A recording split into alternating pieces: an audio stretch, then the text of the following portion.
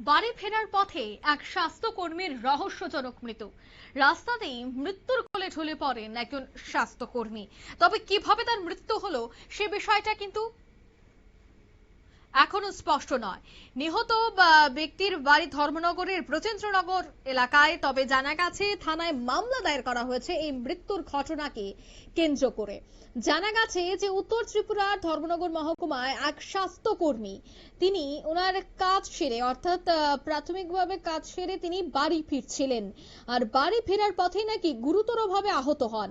প্রাথমিকভাবে ঘটনাটিকে প্রথমে সড়ক দুর্ঘটনা বলে মনে করা হলেও কিভাবে এই দুর্ঘটনাটি ঘটেছে তা এখনো পর্যন্ত বেরিয়ে আসা সম্ভব হয়নি।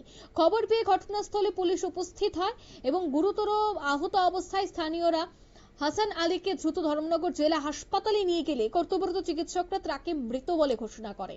তবে হাসপাতাল কর্তৃপক্ষ জানাচ্ছে যে ময়নাতদন্তের পরই সবটা বিষয় বেরিয়ে আসা সম্ভব। তবে পুলিশ সূত্রে জানা গেছে স্বাস্থ্য কেন্দ্রে দায়িত্ব পালন করা শেষে বাড়ি ফেরার পথে তিনি মৃত্যুর কোলে ঢলে পড়েন।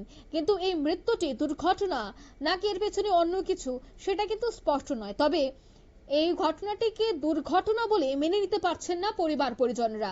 তারা এই ঘটনাটিকে সম্পূর্ণ হত্যাকাণ্ডই বলছে।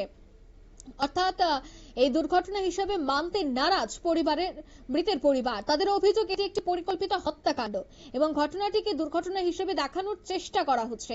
তারা এই ঘটনা নিরপেক্ষ, সুষ্ঠু এবং পূর্ণাঙ্গ তদন্তের পাশাপাশি দোষীদের দ্রুত গ্রেফতার করে দৃষ্টান্তমূলক শাস্তির দাবি জানাচ্ছে। কি উঠে আসছে শোনাবো।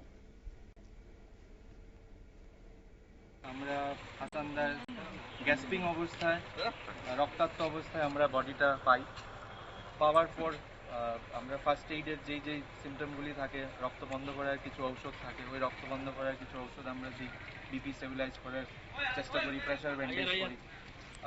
প্রথম অবস্থায় যা দেখা হয়েছে যে রাইট সাইডের স্কাল ফ্র্যাকচার ছিল, বাইরে থেকে হোয়াইট ম্যাটার দেখা যাচ্ছে, আর উনি প্রায় গ্যাসপিং অবস্থায় ছিলেন, স্যাচুরেশন পাওয়া যাচ্ছিল না। তো তৎক্ষণাৎ আমাদের ওইখানে মেডিকেল অফিসার ইনচার্জও ছিলেন ব্রজেন্দ্রনগর হাসপাতালে।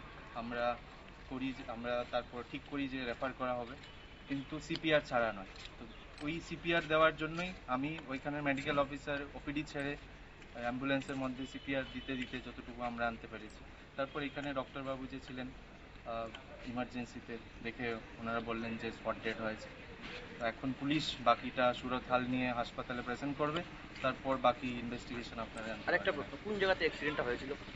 আনুমানিক একটা বিএসএফ ক্যাম্প আছে, ওইখানে একটা পুলিশ স্টিপ টার্ন। আপনারা শুনলেন পরিবারের বক্তব্য।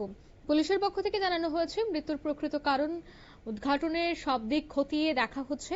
ময়নাতদন্তের রিপোর্ট, ফরেনসিক তথ্য এবং তদন্তের প্রাপ্ত অন্যান্য প্রমাণের ভিত্তিতে পরবর্তী আইনানুগ ব্যবস্থা গ্রহণ করা হবে। নিয়ে নিচ্ছি ছোট্ট একটি বিজ্ঞাপন বিরতি, সঙ্গে থাকুন।